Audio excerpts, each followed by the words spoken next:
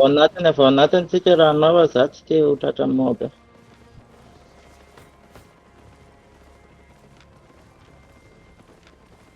Iza le healer-any? Na le Healer misy roa izy. piercer na le healer roa? What the fuck? Sancti de Sancti de ino misy ty? Misy nanao invis a? Misy nanao invis Le a? defiverse angambany. Io le misy piercer zao aty amin'ny côté antsika.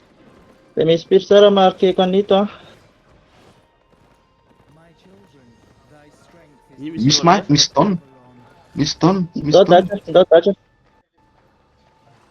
Le dia. Nanao potion calme izy. Raha tsika makany agro anio eo dia mihina fatiny ah. Izy naka le agro. Ouais, laisse-le. Miala, miala. Fa ndray vao clap.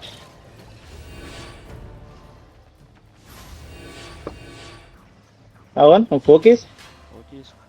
Mivoaka izy dia monty. Focus. Focus. Focus. Jereo datra. Ino? Okay. Ireo mitambatambatra ireo.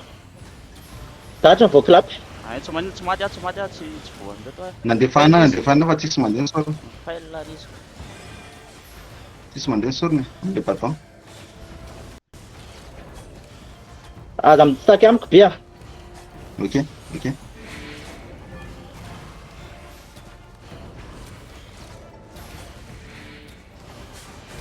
Vao clap datra. 4 secondes misy sor. 3.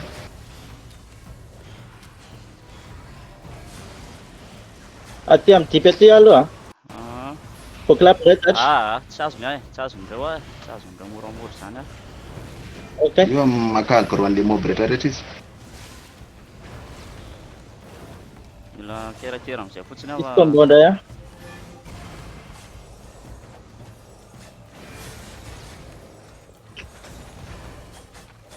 Alefa Datra, vao clap mitsofotsika. datra. Ah, tsy voaklapy ela aloha. Ok. Faily. Io ah. Tsy voazy tsy azony ah. Miala. Sakotsy azony. Datra. Mila rovana am'izay ah fa tena marary be. Misy tefika ivery izy. Misy evela.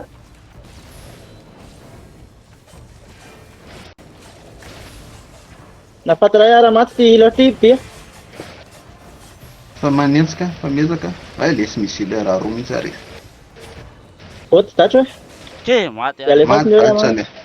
Mela am'izay be.